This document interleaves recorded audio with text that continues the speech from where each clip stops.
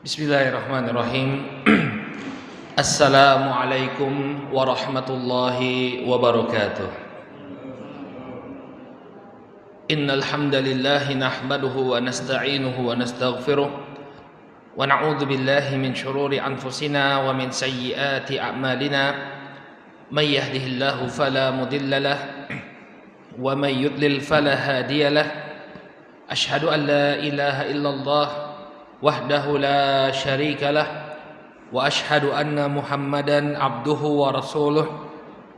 Allahumma salli wa sallim ala nabiyyina Muhammad wa ala alihi wa sahbihi wa man ittaba'a hudahu ila yaumiddin, amma ba'd.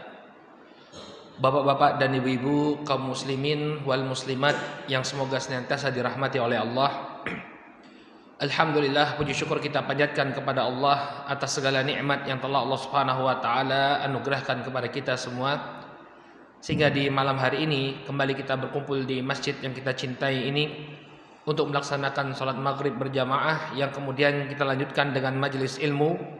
Insyaallah kita akan kembali membahas bagaimana perjalanan hidup junjungan kita Nabi Muhammad sallallahu alaihi wa ala alihi wasallam.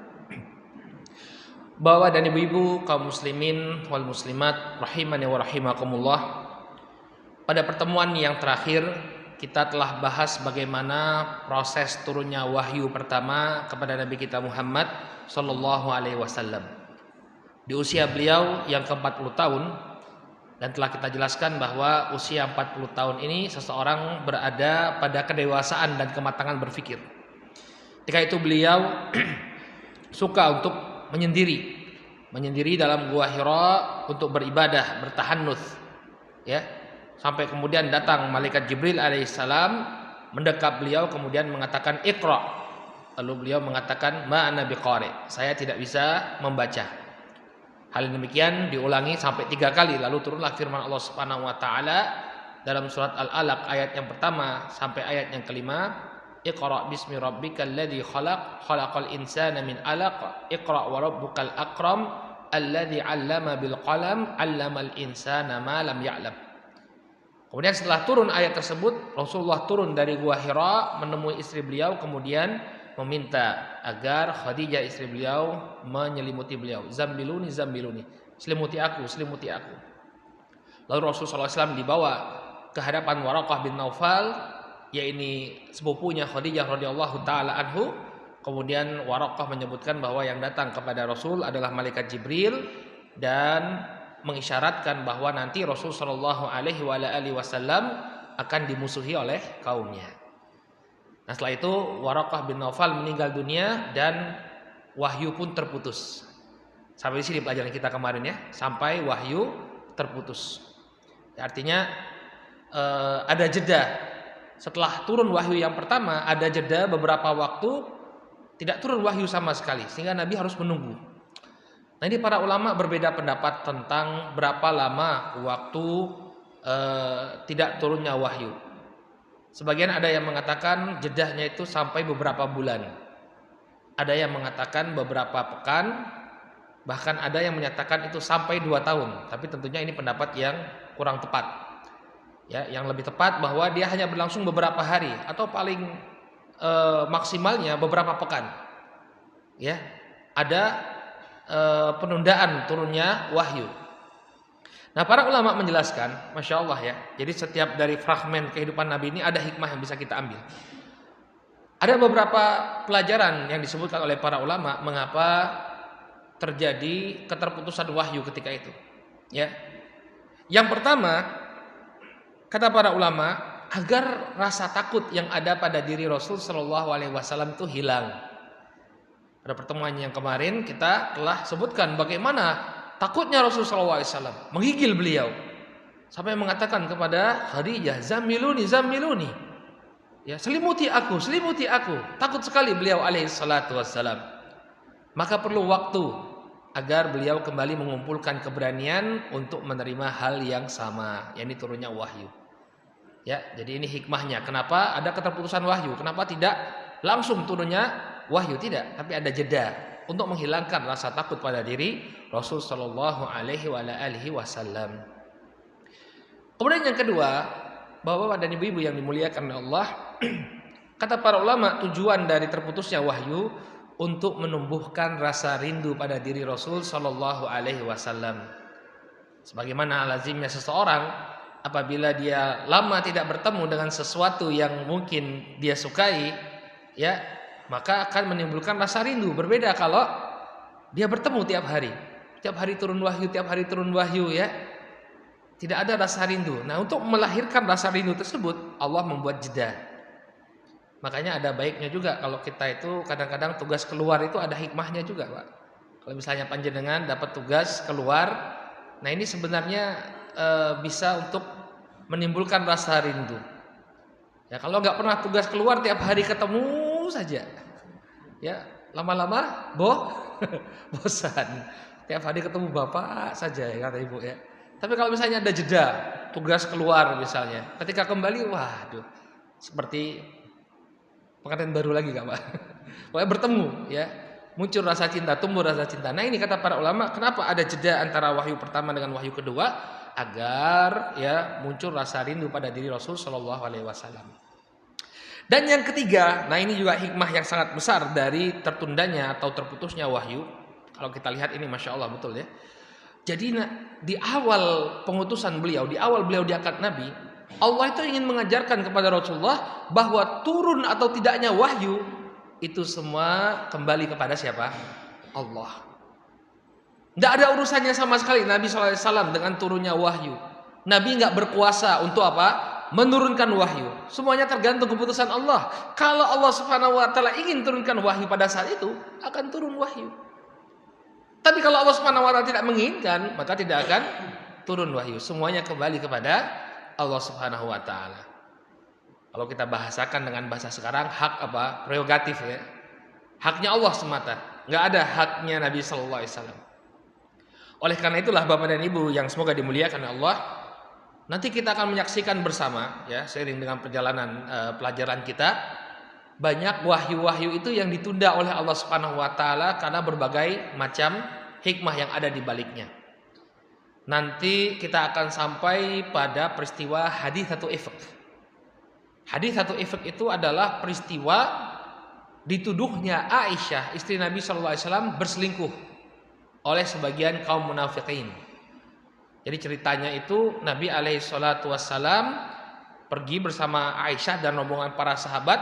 Kemudian Aisyah tertinggal karena kalungnya jatuh. Rombongan sudah berangkat, Aisyah nggak tahu orang bahwa beliau tertinggal. Ya. Kemudian ternyata di belakang ada sahabat yang bernama Sofwan bin Mu'attal. Kemudian mempersilahkan Aisyah naik ke atas ontanya.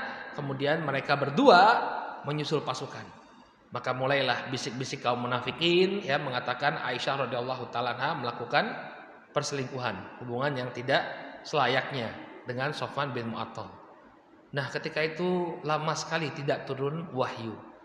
Padahal kan kalau turun wahyu yang membenarkan Aisyah, membela Aisyah, selesai masalahnya enggak? Selesai masalah. Turun wahyu, ya, membenarkan Aisyah bahwa orang itu berdusta, selesai masalah.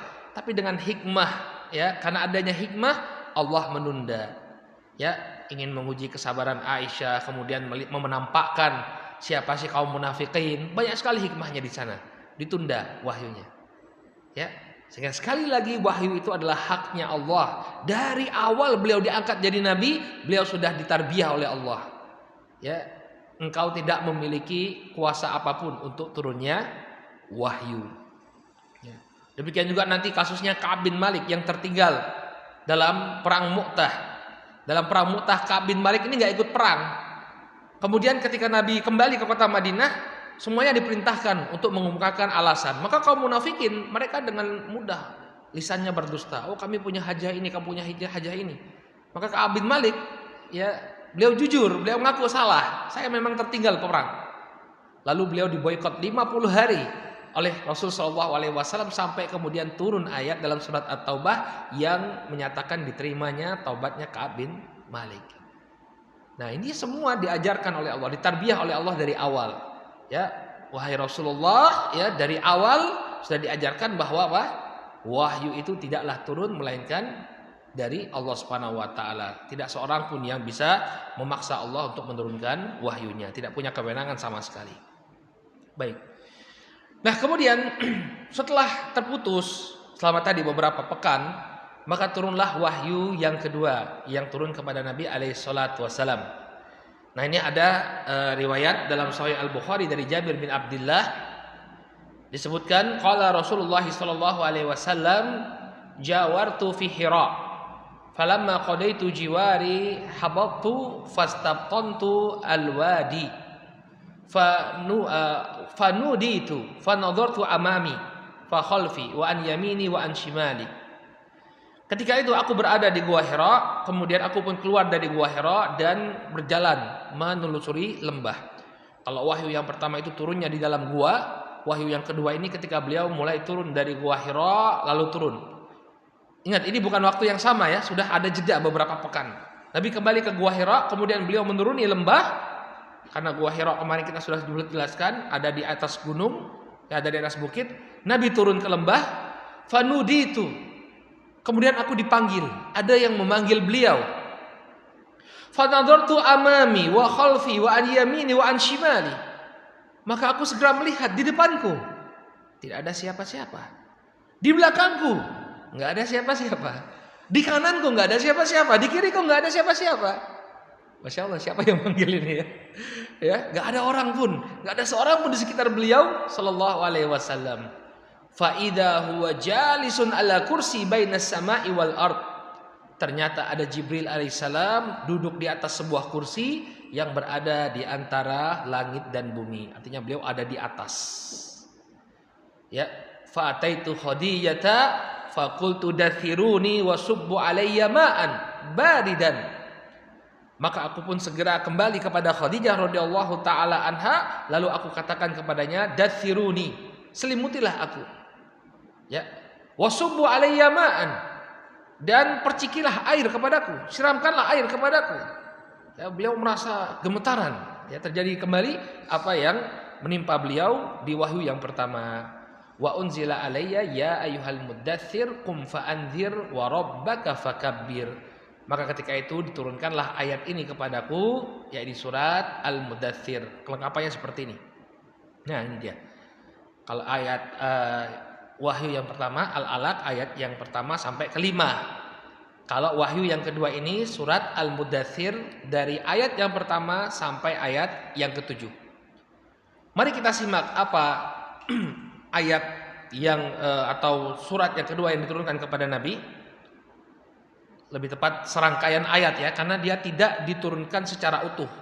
Jadi Al-Alaq dan Al-Mudatsir ini tidak diturunkan secara utuh, cuma penggalan ayat pertama sampai kelima. Kalau Al-Mudatsir ayat yang pertama sampai ayat yang ketujuh. Allah berfirman, ya ayyuhal muddatsir, wahai orang yang berselimut. Kan Nabi tadi minta diselimuti, datsiruni datsiruni, selimuti aku, selimuti aku. Maka dipanggil oleh Allah, ya ayyuhal muddatsir, wahai orang yang berselimut. Ini panggilan kepada Rasulullah. Qum fa'anzir, bangkitlah dan berilah peringatan kepada manusia. Jadi dijelaskan oleh para ulama, waktu turunnya surat Al-Alaq ayat yang pertama kelima, Rasulullah SAW belum diperintahkan untuk menyampaikannya kepada manusia. Sehingga kata para ulama, ketika itu beliau baru diangkat menjadi seorang nabi. Nabi artinya orang yang mendapatkan wahyu. Ketika turun surat Al-Mudatsir, ada perintah bagi beliau alaihissalatu wassalam untuk berdakwah kepada manusia, menyampaikan risalahnya kepada manusia. Qum fa'anzir, bangkitlah dan berilah peringatan. Nah, dengan ayat ini, dengan turunnya ayat qum fa'anzir, beliau diangkat menjadi rasul, punya kewajiban untuk menyampaikan risalahnya kepada manusia. Wa rabbaka fakabbir, dan Rabbmu agungkanlah. Sebutkan oleh para ulama, makna Rabbmu agungkanlah artinya jangan hinakan Allah dengan kesyirikan. Ya, terkadang kita sering menyebutkan Allahu Akbar, Allahu Akbar. Dalam salat takbiratul ihram kita menyebutkan Allahu Akbar, Allah Maha Besar. Ya. Tapi sebagian orang dia menyebutkan Allahu Akbar tapi juga menyekutukan Allah Subhanahu wa taala, menghinakan Allah dengan mensejajarkannya dengan makhluk. Allahu Akbar, tapi syirik jalan terus. Ya. Maka farabbaka fakabbir, warabbaka fakabbir. Rabb mengagungkanlah, jangan setarakan dia dengan makhluk apapun, enggak boleh. Kita kemudian melakukan kesyirikan. Ya. Kemudian wathiyabaka fatahhir. Pakaianmu bersihkanlah. Kata para ulama, maksud pakaianmu bersihkanlah dirimu dari segala macam noda. Ya, noda-noda dosa, mulai dari kesyirikan, demikian juga kemaksiatan. Lepaskan dirimu wahai Nabi, lepaskan dirimu wahai Rasul dari segala macam noda kemaksiatan, baik itu berupa kesyirikan maupun dosa-dosa lainnya. Ya. Kemudian warrujza fahjur, dan perbuatan dosa tinggalkanlah. Kata para ulama, ar-rujuz di sini maksudnya adalah berhala-berhala. Jangan sampai engkau menyembah berhala-berhala, tinggalkan. Wala tamnun tastakthir. Kemudian ayat yang ke-6 ini berkaitan dengan akhlak. Janganlah engkau memberi dengan maksud untuk meminta timbal balik, meminta balasan yang lebih banyak. Artinya ketika engkau bersedekahlah dengan ikhlas. Lihat, ini termasuk ayat-ayat yang pertama yang turun kepada Nabi. Wala tamnun tastakthir. Jangan engkau memberikan sesuatu tapi mengharapkan balasan yang lebih banyak. Ikhlaslah dalam beramal. Mintalah hanya balasan dari Allah Subhanahu wa taala. Wali rabbika fasbir. Kemudian di akhir ayat, rangkaian ayat yang turun kepada beliau diingatkan, dan untuk Rabbmu maka bersabarlah.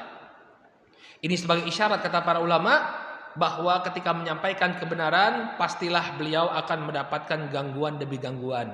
Maka demi Rabbmu bersabarlah. Untuk menyampaikan risalah dari Rabbmu bersabarlah. Sebagaimana yang diucapkan oleh Waraqah bin Naufal pada pertemuan kemarin kita sudah sebutkan. Ya, maka kaummu nanti akan mengusirmu, kaummu nanti akan mengganggumu.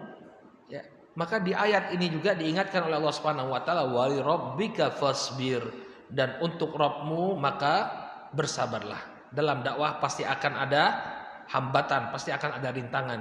Maka seorang dai harus memiliki sifat sabar.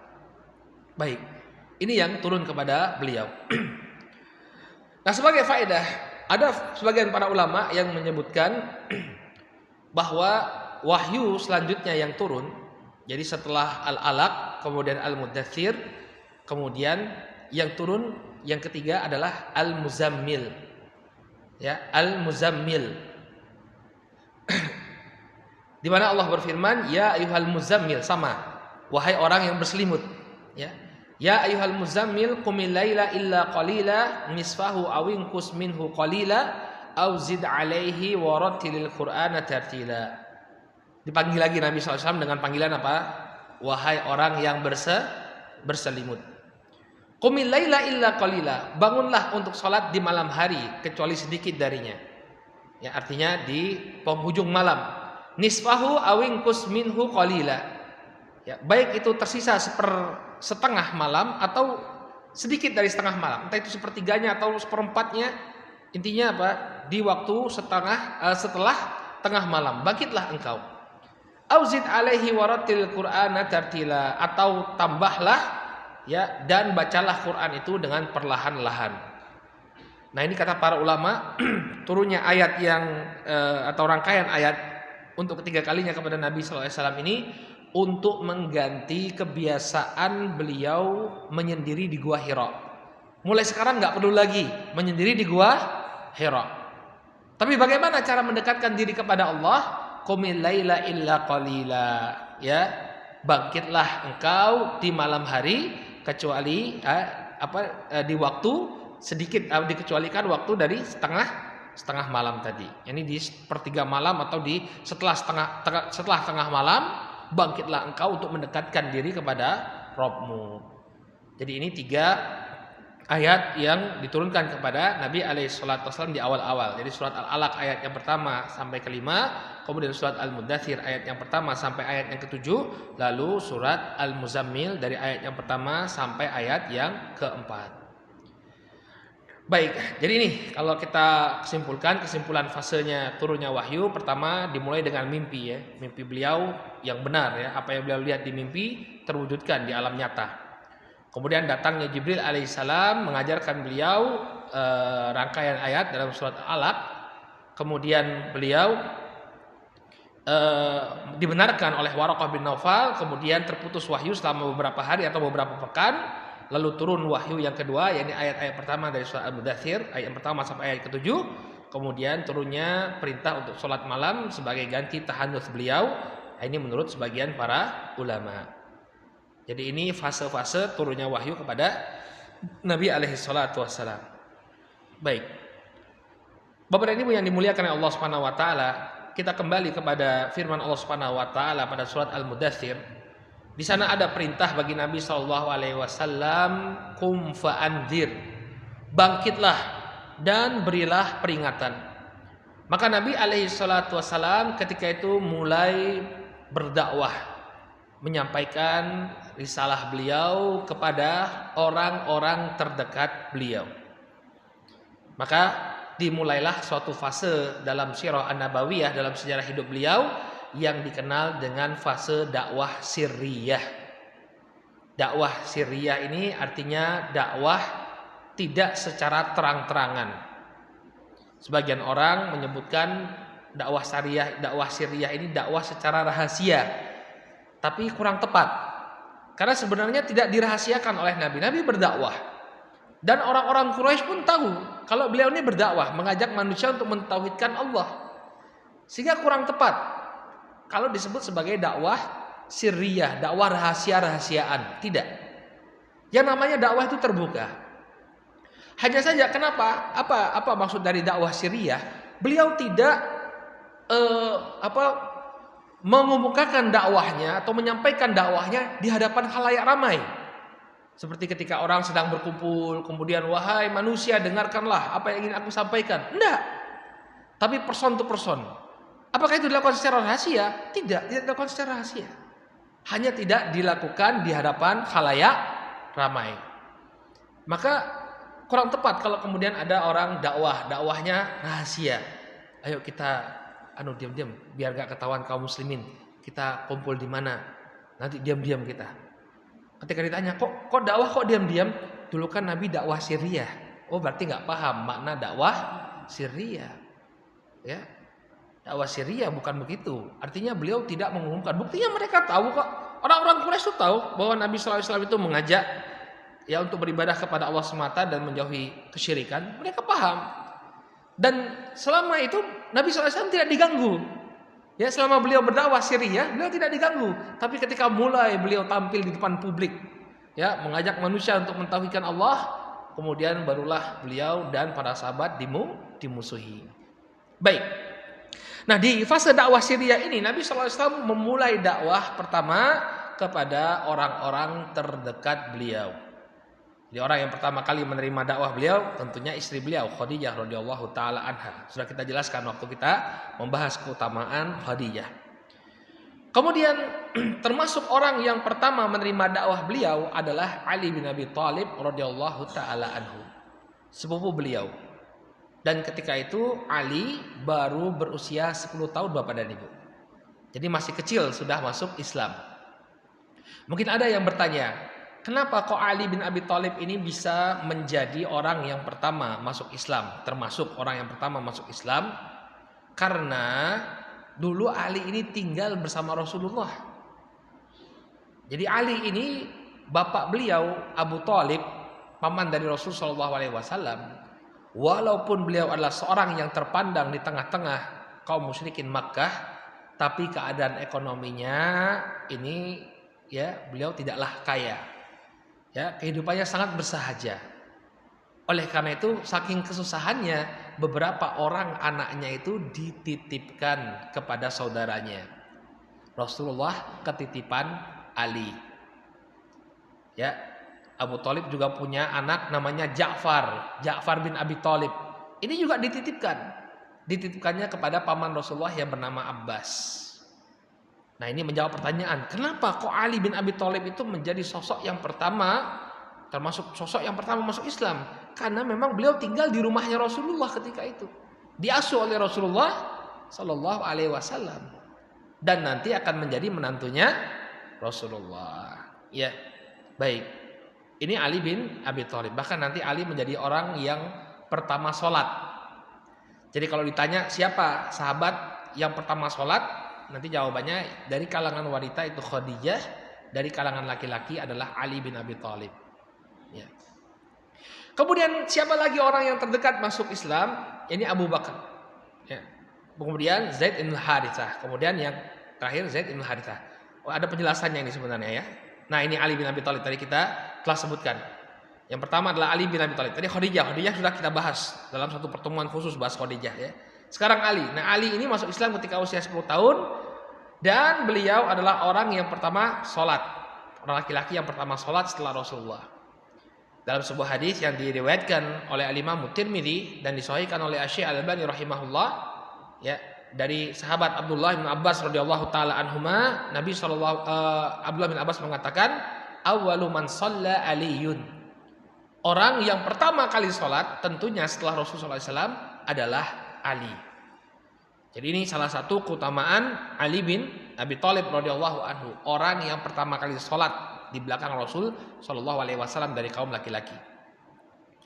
Disebutkan pula dalam sebuah hadis yang diriwayatkan oleh Al-Imam Ahmad, ya, dari sahabat Afif Al-Kindi radhiyallahu taala anhu, beliau bercerita bahwa ketika beliau masih berada dalam keadaan musyrik, Afif Al-Kindi ini dari Kindah, dari suku Kindah, tinggal di luar kota Makkah. Kemudian dia masuk kota Makkah ketika itu, tiba-tiba dia memperhatikan ada seorang laki-laki setengah baya keluar dari kemahnya, sepertinya ini di musim haji, keluar dari kemahnya, kemudian diikuti oleh seorang wanita dan diikuti oleh seorang anak laki-laki. Kemudian mereka beribadah. Maka Afif Al-Kindi bertanya kepada Abbas bin Abdul Muthalib, paman Rasulullah. Wahai Abbas, siapa mereka ini?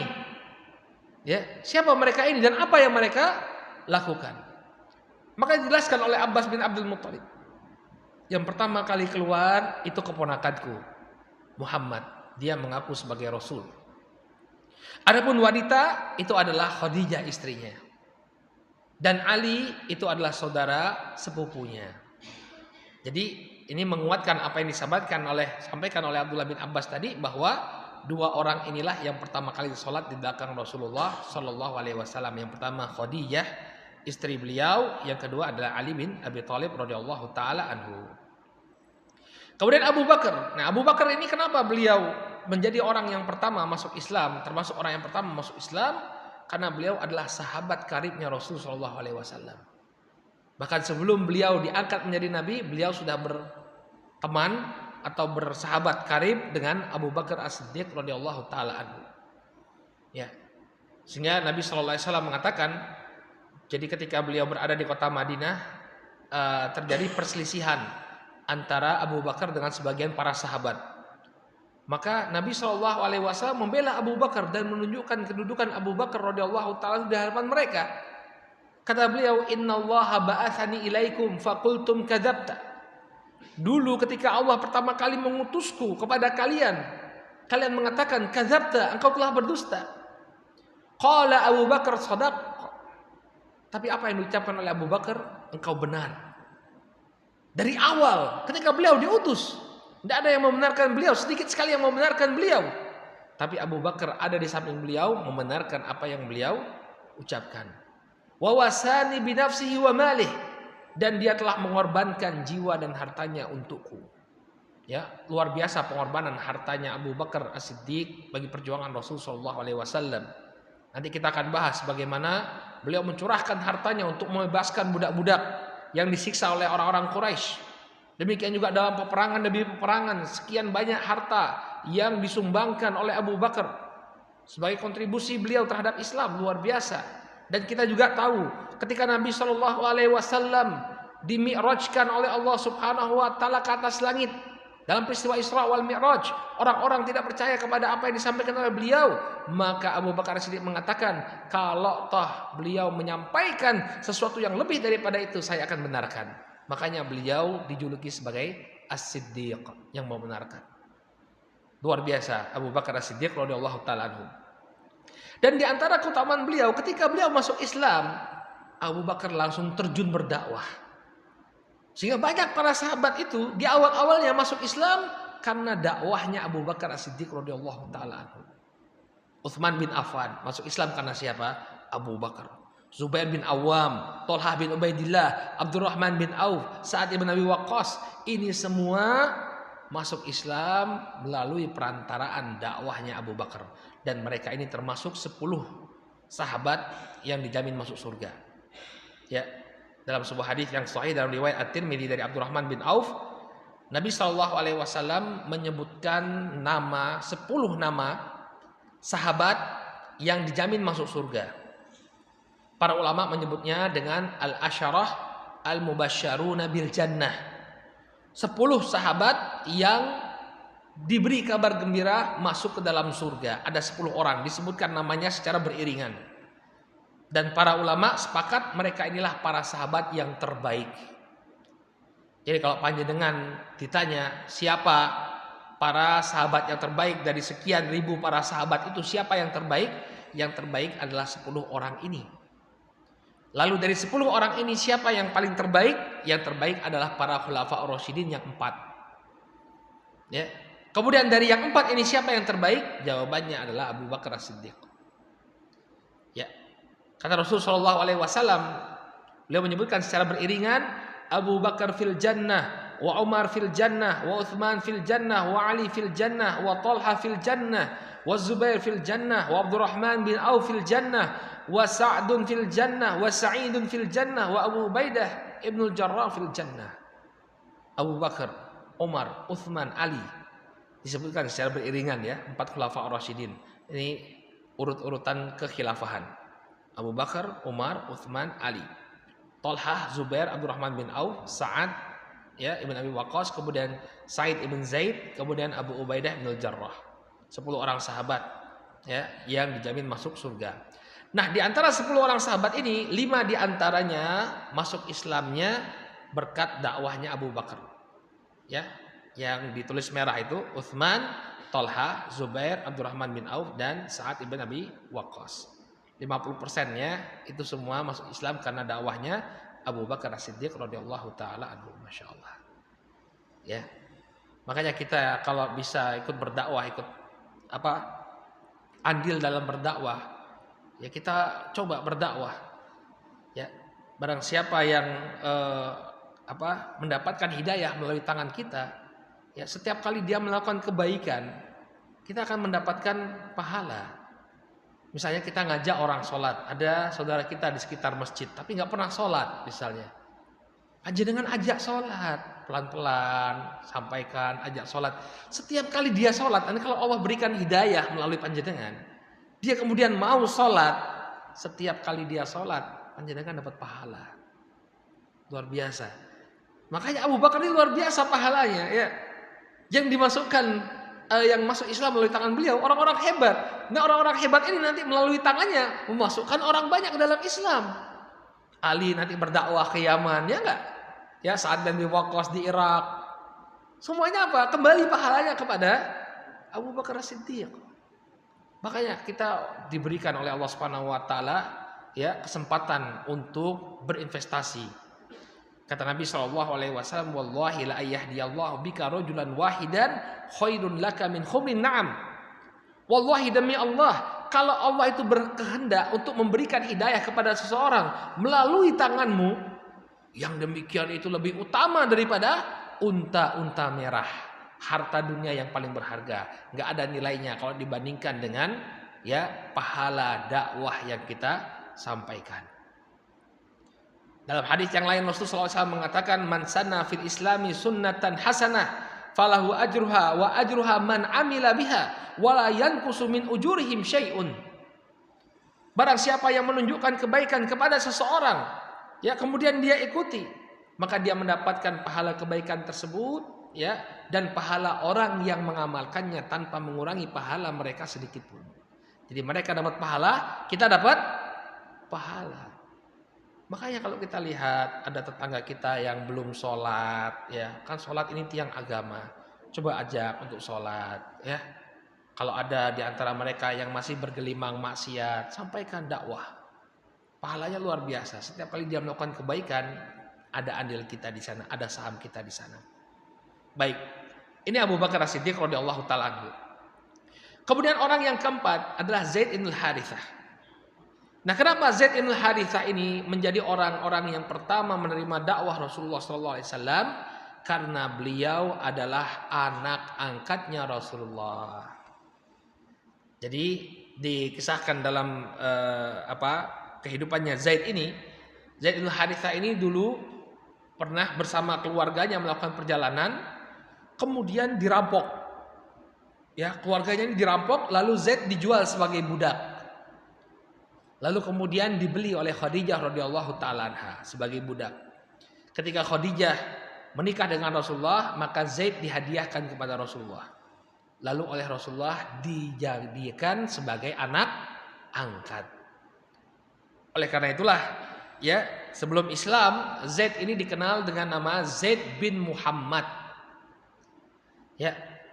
Kemudian dikisahkan juga bahwa Harithah, bapak aslinya Zaid mencari anaknya karena waktu itu pergi tanpa bapaknya. Akhirnya bapaknya mencari, ketemu Zaid di kota Makkah. Lalu dia meminta agar Zaid kembali kepada bapaknya, tapi Zaid nggak mau. Dia tetap memilih bersama Rasul Shallallahu Alaihi Wasallam. Karena itulah Zaid kemudian dikenal dengan nama Zaid bin Muhammad. Zaid putranya Muhammad. Kemudian turunlah firman Allah Subhanahu Wa Taala. Ya, ketika Nabi SAW diangkat menjadi Rasul, setelah beberapa lama turun larangan untuk menisbatkan anak angkat kepada bapaknya. Jadi kalau ada ya yang punya anak angkat, itu binnya nggak boleh kepada bapak angkatnya. Sebagian orang karena mungkin sayang sekali sama anak angkatnya, nggak mau menyakiti anak angkatnya, tapi ini suatu kekeliruan yang harus kita luruskan. Dia buat di akte kelahirannya bin bapaknya. Bahkan yang menyedihkannya lagi, kalau sampai kepada jenjang pernikahan, menikahkan anak angkat itu nggak boleh ya. Ya, walinya itu kalau nggak ketemu bapaknya kembali kepada hakim dulu, kepada pihak pemerintah. Nggak boleh bapaknya serta-merta kemudian menikahkan, nggak sah.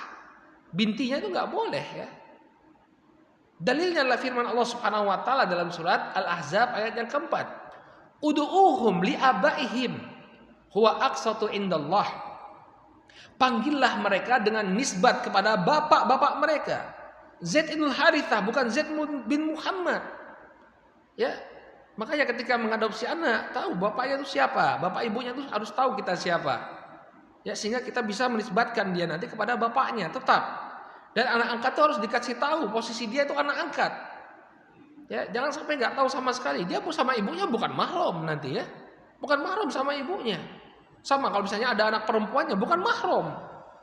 Ya, makanya status itu harus jelas. Wa ma ja'ala adiyaukum abnaukum. Ya, dan Allah Subhanahu Wa Taala itu tidaklah menjadikan posisi anak angkat itu seperti anak kandung kalian. Nah, dzalikum qaulukum bi afwahikum. Yang demikian itu, yakni memanggil anak angkat dengan bin bapaknya, ini adalah ucapan kalian. Allah tidak pernah menurunkan ketentuan yang demikian. Wallahu yaqulul haq wa huwa yahdis sabil. Allah mengatakan yang sebenarnya dan Allah memberikan petunjuk kepada jalan yang benar. Yang benar itu tidak boleh dinisbatkan kepada bapak angkatnya. Enggak boleh. Maka sejak itu Zaid dikembalikan lagi nisbatnya ke bapaknya, Zaid ibn Harithah. Nah, Zaid ini pernah menikah dengan Zainab bintu Jahsy. Jadi ada beberapa hukum yang berkaitan dengan Zaid. Jadi Zaid ini yang pertama tadi itu penghapusan nisbat anak angkat kepada bapak angkatnya. Kemudian yang dihapus juga yang berkenaan dengan Zaid ibn Harithah. Dulu masyarakat jahiliyah menganggap kalau anak angkat ini punya istri, kemudian diceraikan oleh anak angkat tadi, maka bapak mertua tidak boleh menikahi mantan istri dari anak angkatnya. Ini pemahaman jahiliyah. Kenapa? Karena mereka menganggap posisi anak angkat seperti anak kandung. Maka Allah Subhanahu Wa Taala ingin meluruskan persepsi ini. Anak angkat tidak sama dengan anak kandung. Bahkan kalau anak angkat ini bercerai dengan istrinya, mertua atau ayah angkat itu boleh menikah dengan ya mantan dari istri anak angkatnya tersebut. Jadi dikisahkan bahwa Zaid ini ya menikah dengan Zainab bintu Jahsy. Kemudian diceraikan oleh Zaid. Ya, karena para ulama menjelaskan ada perbedaan status ya. Zaid ini kan bekas budak, sementara Zainab bintu Jahsy ini adalah seorang wanita terkemuka dari keluarga yang berada. Sehingga terjadi ketidakcocokan lalu diceraikan oleh Zaid bin Harithah. Kemudian dinikahi oleh Rasulullah sallallahu alaihi wasallam. Turunlah firman Allah Subhanahu wa taala, "Falamma qada Zaidun minha wa tara zawajnakaha likai la yakuna 'alal mu'minina harajun fi azwaji adiyaihim." Ya, idza qadu minhunna wa tara wa kana amrullahi maf'ula. Maka setelah Zaid, ini sebuah faedah, satu-satunya sahabat yang disebut namanya dengan jelas dalam Al-Qur'an adalah Zaid. Ya, kalau panjangan ditanya siapa sahabat yang namanya dijelaskan disebut dengan jelas dalam Al-Qur'an, jawabannya Zaid. Falamma qada Zaidun, setelah Zaid menceraikan istrinya ya, minha wa tara zawajnakaha, kami nikahkan engkau dengan istrinya tadi, dengan mantan istrinya. Siapa yang menikahkan? Allah. Jadi Zainab bintu Jahsy ini dinikahkan oleh Allah Subhanahu wa taala langsung dengan Rasul sallallahu alaihi wasallam. Apa hikmahnya dari pernikahan tersebut? Likai la yakuna 'alal mu'minina harajun fi azwaji adiyaihim. Agar tidak ada keberatan bagi orang-orang mukmin untuk menikahi mantan istri dari anak-anak mereka. Idza qada minhunna wa tara, kalau sudah selesai keperluannya, artinya sudah selesai masa iddahnya. Wa kana amrullahi maf'ula, dan ini adalah ketetapan Allah yang pasti berlangsung. Nah, ini keutamaan Zaid bin Harithah. Turun ayat yang menyebutkan nama beliau. Dan Zaid bin Harithah ini adalah kecintaan dari Nabi SAW. Rasul sangat mencintai beliau. Bahkan ketika itu Zaid menikah dengan Ummu Aiman. Ummu Aiman ini adalah wanita yang pernah mengasuh Rasul SAW. Jadi Zaid, anak angkat beliau, nikah dengan wanita yang pernah mengasuh beliau. Ya, tentu jarak usianya jauh ya. Tapi menikah, kemudian lahir seorang anak dari pernikahan tersebut yang bernama Usamah bin Zaid, panglima perangnya Nabi SAW. Usia 18 tahun sudah memimpin pasukan kaum muslimin. Jadi inilah orang-orang yang awal masuk Islam ya. Kesimpulannya ini, bahwa sahabat yang pertama kali masuk Islam dari kalangan laki-laki dewasa adalah Abu Bakar, yang masuk Islam dari kalangan wanita adalah Khadijah, yang pertama kali masuk Islam dari kalangan anak-anak adalah Ali bin Abi Thalib, kemudian yang pertama kali masuk Islam dari kalangan mantan budak adalah Zaid bin Harithah radhiyallahu taala anhu ajmain. Demikianlah permulaan dakwah syirriyah yang dilakukan oleh Nabi SAW. Insyaallah pada pertemuan yang akan datang kita akan bahas tentang Darul Arqam, ya, rumah yang dipakai oleh Rasul SAW untuk mengajarkan Islam kepada para sahabat. Kita cukupkan dulu sampai di sini. Mudah-mudahan bermanfaat. Subhanakallahumma wa bihamdika, asyhadu an la ilaha illa anta, astaghfiruka wa atubu ilaik. Billahi taufiq wal hidayah. Wassalamualaikum warahmatullahi wabarakatuh.